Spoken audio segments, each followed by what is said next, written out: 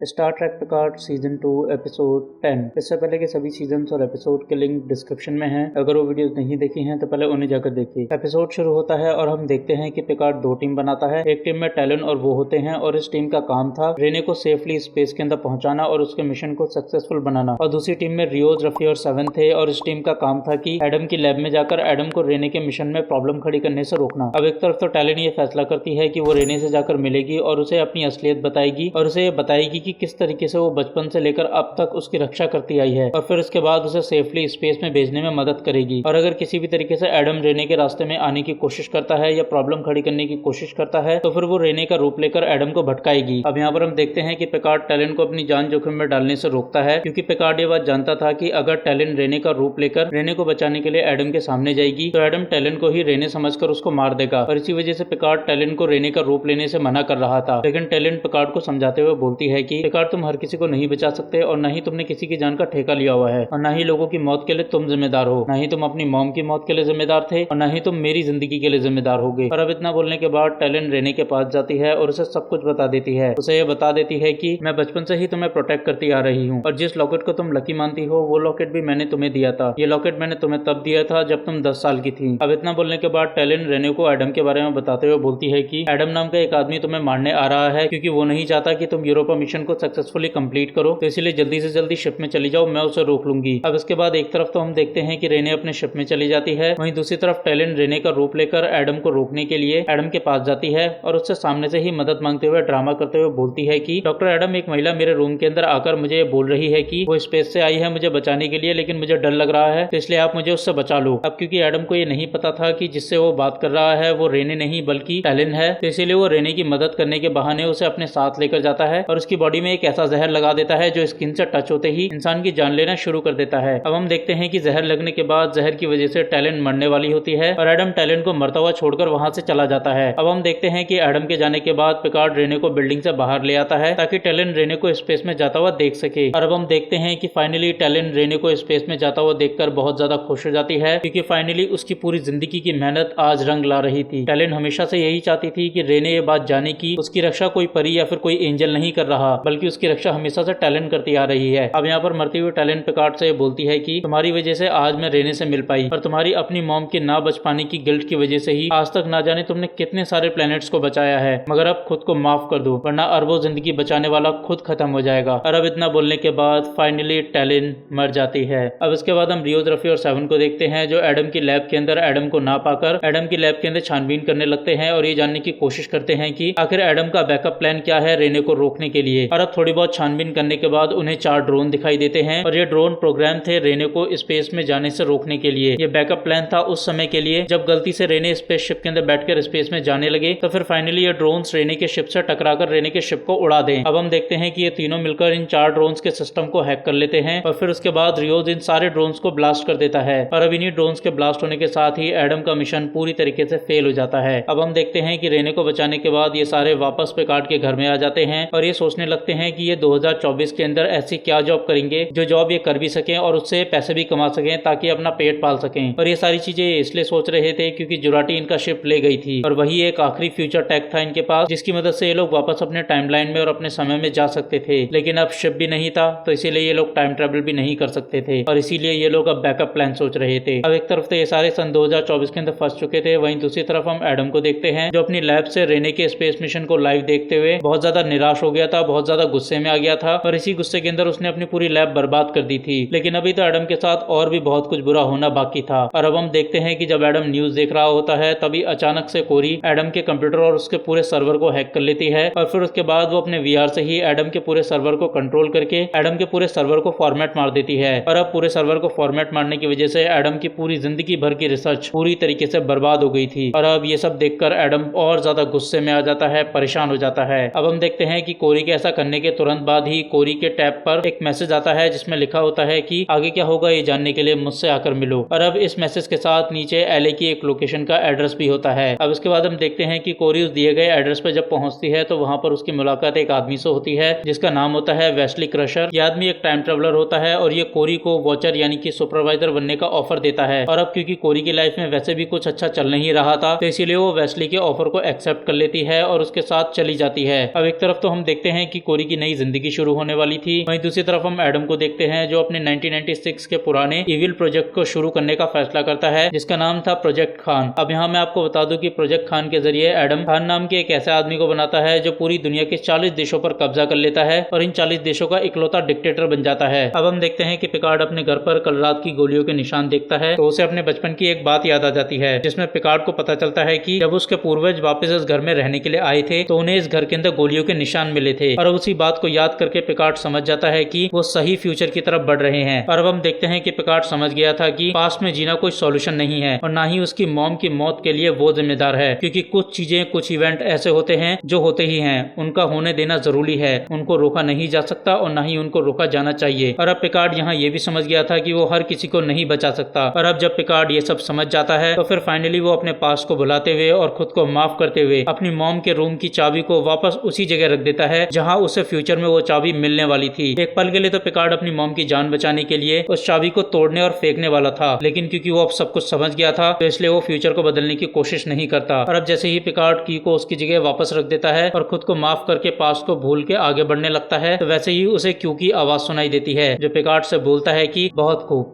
तुमने खुद को आखिरकार माफ कर दिया। तुम फ्यूचर को बदल सकते थे की को तोड़कर, मगर तुमने खुद को अपनाया। तुमने उस पिकार्ड को चुना जो तुम हो। मैंने पहले भी तुमसे कहा था ये सब कुछ माफ करने को लेकर है, खुद को माफ करने को लेकर। असल में क्यों चाहता था कि पिकार्ड अपनी मॉम की डेथ के लिए खुद को जिम्मेदार समझना बंद करे और अपनी लाइफ को अच्छे से जिए, खुद को माफ कर दे और अकेले ना जीकर लैरिस के प्यार को भी अपनाए। और अब क्योंकि बात सुनकर पिकार्ड क्यू से पूछता है कि मगर ये सब तुमने क्यों किया? पूरे ब्रह्मांड का फ्यूचर बदल दिया, एलेनोर मारा गया, टैलिन मारी गई, क्यों? सिर्फ मुझे गिल्ड से बाहर निकालने के लिए? सिर्फ इतनी सी बात के लिए? ये बात इतनी मायने क्यों रखती है कि तुमने इसके लिए पूरे ब्रह्मांड का फ्यूचर बदल दिया? क्या कुछ ऐसा बड़ा होने वाला है जिसके लिए मुझे मेरे गिल्ड से बाहर आना जरूरी था? पिकार्ड के सवाल का जवाब देते हुए क्यू से बोलता है कि टैलिन तो हर टाइमलाइन के अंदर मरती है, सिर्फ वो इस टाइमलाइन के अंदर तुम्हारी वजह से रेने से मिल पाई और हर बार यूनिवर्स का खतरे में पड़ना जरूरी नहीं है। क्या कभी सिर्फ एक जिंदगी को बचाना जरूरी नहीं हो सकता? और अब क्यू आगे बोलता है कि मैं मर रहा हूँ, वो भी अकेले, और मैं नहीं चाहता कि तुम भी ऐसे ही अकेले मरो। और ये सब इसीलिए क्योंकि भगवान के भी अपने फेवरेट बच्चे होते हैं, वो बच्चे जिन्हें भगवान तकलीफ में नहीं देख सकते, और तुम तो मेरे सबसे फेवरेट बच्चे हो पिकार्ड। और इसीलिए मरने से पहले मैं तुम्हें खुश देखना चाहता था, मैं तुम्हें तुम्हारे गिल्ड से बाहर देखना चाहता था। मैं चाहता था कि तुम अपने दुख और अपने पास्ट को भुला दो और एक अच्छी जिंदगी जियो, खुशहाल जिंदगी जियो। मैं चाहता था कि तुम समझो कि तुम सबको नहीं बचा सकते और ना ही सबकी जिंदगी बचाना तुम्हारी जिम्मेदारी है। तुम्हें भी हक है खुश रहने का, प्यार करने का, अपनी जिंदगी जीने का। और अब जब तुमने खुद को माफ कर दिया है तो तुम खुद से प्यार करने लगोगे, और जब खुद को प्यार करने लगोगे तो शायद अपने आप को प्यार के लायक भी समझोगे और किसी का प्यार एक्सेप्ट भी करोगे। तो अब चलो यहाँ से, क्योंकि मेरे पास ज्यादा वक्त नहीं बचा है। मैं जाते जाते तुम्हें आखिरी गिफ्ट देना चाहता हूँ। और अब हम देखते हैं कि इसके बाद पिकार्ड और उसके लोग गार्डन में इकट्ठा हो जाते हैं और अब यहाँ पर क्यू सबको बोलता है कि मैं तुम सबको वापस भेज रहा हूँ तुम्हारी टाइमलाइन के अंदर, तुम्हारे समय में, ठीक वहीं पर जहाँ से ये सब कुछ शुरू हुआ था। और अब हम देखते हैं कि क्यू की बात सुनने के बाद रियोस क्यू से बोलता है कि क्यों मैं यहाँ से नहीं जाना चाहता, क्योंकि शायद सन 2400 मेरे लिए बना ही नहीं था, मैं वहाँ के लिए कभी था ही नहीं और इसी वजह से मैं वहाँ कभी खुश रहा ही नहीं। हाँ, मैं मानता हूँ कि मुझे पिकार्ड से डैड वाला प्यार मिला और इन्हीं की वजह से मुझे एक परिवार का एहसास भी हुआ और पिकार्ड की वजह से ही मुझे बाकी परिवार जैसे दोस्त भी मिले, मगर अब मैं यहीं रहना चाहता हूँ टेरेसा और उसके बेटे के साथ, क्योंकि शायद मैं शुरू से ही सन 2024 के लिए बना था। और अब क्योंकि रियोस ना जाने का फैसला करता है तो इसलिए क्यू के पास एक्स्ट्रा पावर बच जाती है, जिसकी मदद से वो पिकार्ड और बाकी सबको वापस भेजने के साथ साथ उनके लिए एक गिफ्ट भी देने का फैसला करता है। और अब हम देखते हैं कि फाइनली सभी लोग रियोस को गले लगाकर हमेशा हमेशा के लिए गुड बाय बोलकर वापस चले जाते हैं। और ये सीन एक्चुअली मेरे लिए बहुत ज्यादा पेनफुल था, क्योंकि मैं किसी भी कैरेक्टर से इतना ज्यादा कनेक्ट नहीं हुआ इस सीरीज के अंदर जितना ज्यादा मैं रियोस से हुआ हूँ। मैं सीरियसली चाहता था कि ये सन 2400 में वापस चला जाए। Back to the story. अब हम देखते हैं कि जैसे ही ये लोग वापस आते हैं वैसे ही पिकार्ड सेल्फ डिस्ट्रक्शन मोड को ऑफ कर देता है और सभी स्टारफ्लीट के सोल्जर्स को बॉर्ग क्वीन पर हमला करने से भी रोक देता है, क्योंकि पिकार्ड समझ गया था कि बॉर्ग क्वीन बल्कि और कोई नहीं बल्कि जुराटी है, क्योंकि पिकार्ड ने सिर्फ जुराटी को ही ये बात बताई थी कि उसकी मॉम बचपन में उसे कौन सा सॉन्ग सुनाती थी, और जिस सॉन्ग के बारे में पिकार्ड ने जुराटी को बताया था उसी सॉन्ग को ये बॉर्ग क्वीन इस समय शिप पर बजा रही थी। और अब जैसे ही पिकार्ड जुराटी को पहचान जाता है तो वैसे ही जुराटी अपने फेस को दिखाते हुए पिकार्ड से बोलती है कि मैं स्टारफ्लीट के शिप को इसलिए कंट्रोल में ले रही हूँ क्योंकि यहाँ पर एक गैलेक्टिक इवेंट होने वाला है जिसकी वजह से एक ब्लैक होल में से ऐसी एनर्जी निकलेगी जो हजारों प्लेनेट को बर्बाद कर देगी, और मैं स्टारफ्लीट के शिप्स को कंट्रोल में लेकर उस एनर्जी को रोकने के लिए एक शील्ड क्रिएट कर सकती हूँ, और फिर वो शील्ड उस ब्लैक होल की एनर्जी को रोक लेगी जिससे कई सौ प्लेनेट प्लैनेट्स की जान बच जाएगी। और अब पिकार्ड जुराटी की ये बात सुनकर स्टारफ्लीट के सभी शिपों का कंट्रोल उसे दे देता है और अब जुराटी के हाथ में जैसे ही स्टारफ्लीट के शिप का कंट्रोल आता है वैसे ही वो एक बहुत बड़ी शील्ड बनाती है जो ब्लैक होल से निकलने वाली एनर्जी को रोक लेती है। और अब फाइनली जुराटी ने उस शील्ड की मदद से हजारों प्लैनेट्स पर रहने वाले अरबों अरब लोगों की जान बचा ली थी। लेकिन हम देखते हैं कि जैसे ये ब्लैक होल शांत होता है तो ब्लैक होल के शांत होने के बाद वहां पर ट्रांसवार्प टनल खुल जाती है और ट्रांसवार्प टनल को सिर्फ आर्टिफिशियल ही बनाया जा सकता था और ट्रांसवार्प टनल का इस्तेमाल कम समय में ज्यादा दूरी को कवर करने के लिए होता था। तो यानी कि कोई तो था जिसको कम समय में ज्यादा दूरी तय करनी थी और इसीलिए उसने यह ट्रांसवार्प टनल बनाया था। और ये जो कोई भी था वो इतना इविल और इतना ज्यादा खतरनाक था कि उसने सिर्फ एक ट्रांसवार्प टनल बनाने के लिए कई सौ प्लेनेट के लोगों की जान खतरे में डाल दी। यानी कि कोई तो था जो अननोन खतरा बनकर आने वाला था। और अब उसी अननोन खतरे को रोकने के लिए जुराटी पिकार्ड से फेडरेशन की टेम्परेरी मेंबरशिप मांगती है ताकि जब भी कोई खतरा उस ट्रांसवार्प टनल से आए तो जुराटी और उसके बॉर्ग लोगों की जान बचाने के लिए उस खतरे से लड़ने के लिए तैयार वहां पर खड़े रहें। और अब जुराटी की बात सुनने के बाद पिकार्ड उसे फेडरेशन की टेम्परेरी मेंबरशिप दिलवा देता है। अब यहाँ पर हम देखते हैं कि क्यू का गिफ्ट और कुछ नहीं बल्कि क्यू ने गिफ्ट के तौर पर अपनी बची हुई एनर्जी से एलेनोर को जिंदा कर दिया था। अब इसके बाद हम देखते हैं कि पिकार्ड सेवन रफी और एलेनोर के साथ ग्वेनन के बार में जाता है जहाँ ग्वेनन से बात करने पर ग्वेनन बोलती है कि मैंने तुम्हें शुरू में ही इन सब चीजों के बारे में इसलिए नहीं बताया क्योंकि तुम्हारा इन सब चीजों को एक्सपीरियंस करना जरूरी था और वैसे भी मैंने तो रियोज और टेरेसा की फोटो को अपने बार में लगाया हुआ था मगर तुम्हारा ही उन पर ध्यान नहीं गया। और अब पिकार्ड रियोज की फोटो देखकर पूछता है कि तो कैसी रही रियोज और टेरेसा की जिंदगी। पिकार्ड के सवाल का जवाब देते हुए ग्वेनन बोलती है कि टेरेसा तो बूढ़ी होकर अपनी मौत मरी मगर रियोज उससे थोड़ा सा पहले मोरक्को बार की फाइट में मारा गया और जानते हो जब वो मरा तो उसने अपने मुंह के अंदर सिगार रखी हुई थी। अब ग्वेनन रियोज टेरेसा और टेरेसा के बेटे रिकार्डो और रेने के बारे में बताते हुए बोलती है कि रियोज और टेरेसा ने लोगों की मदद करने के लिए एक मेडिकल ऑर्गेनाइजेशन शुरू करी जिसका नाम था मैरीफोसा यानी कि बटरफ्लाई। उन्होंने इसकी मदद से काफी लोगों की जिंदगी बचाई, मदद करी और टेरेसा के बेटे रिकार्डो ने वर्ल्ड के सबसे ब्रिलियंट साइंटिस्ट और लोगों की एक टीम बनाई और इस टीम ने मिलकर हवा और पानी को साफ करने का तरीका खोज निकाला उसी एलियन ऑर्गेनिज्म की मदद से जिसको उसकी आंटी रेने ने यूरोपा मिशन के दौरान खोजा था। अब ग्वेनन से बात करने के बाद पिकार्ड जब अपने घर जाता है तो वो देखता है कि लैरिस ने उसके ग्लास वाले रूम के टूटे हुए ग्लास को पूरी तरीके से ठीक करवा दिया था। असल में पिकार्ड की मॉम ने जब वहां पर फांसी लगाई थी अपने आप को तो उसके बाद पिकार्ड ने उस रूम के ग्लास को पत्थर मार के तोड़ दिया था और तब से लेकर वो ग्लास अब तक ऐसा ही टूटा हुआ था। लेकिन क्योंकि लैरिस अब पिकार्ड को छोड़कर जा रही थी तो इसलिए वो जाते जाते फाइनली पिकार्ड को एक गिफ्ट के तौर पर उस ग्लास वाले रूम को रिपेयर करवा देती है। अब क्रिएटर इस रूम को ठीक करवाकर ये मैसेज देने की कोशिश करते हैं कि पिकार्ड अपने पास्ट को भूल चुका है और इसी वजह से वो टूटे हुए ग्लास और पूरा बर्बाद रूम खत्म हो चुका है और ये नया रूम नए ग्लास के साथ एकदम खूबसूरत रूम पिकार्ड की नई खूबसूरत जिंदगी को रिप्रेजेंट कर रहा है। और अब हम देखते हैं कि लैरिस को घर छोड़ता जाता देख पिकार्ड लैरिस से बोलता है कि समय इंसान को दूसरा मौका नहीं देता मगर इंसान तो दे सकते हैं ना, क्या तुम मेरे प्यार को एक्सेप्ट करोगी और मेरे साथ रहोगी? मैं आगे से सब चीजें ठीक करने की कोशिश करूंगा, मैं कभी भी दूर नहीं भागूंगा, मैं पास्ट को भूल जाऊंगा। और अब फाइनली पिकार्ड अपने पास्ट को पूरी तरीके से भुलाकर दफनाकर लैरिस के साथ एक नई और प्यार भरी जिंदगी शुरू करने की तरफ बढ़ चुका था। और यही असल में क्यू पिकार्ड से चाहता था कि भगवान का वो प्यारा बच्चा जिसको वो सबसे ज्यादा प्यार करते हैं वो बच्चा उनके मरने से पहले अपनी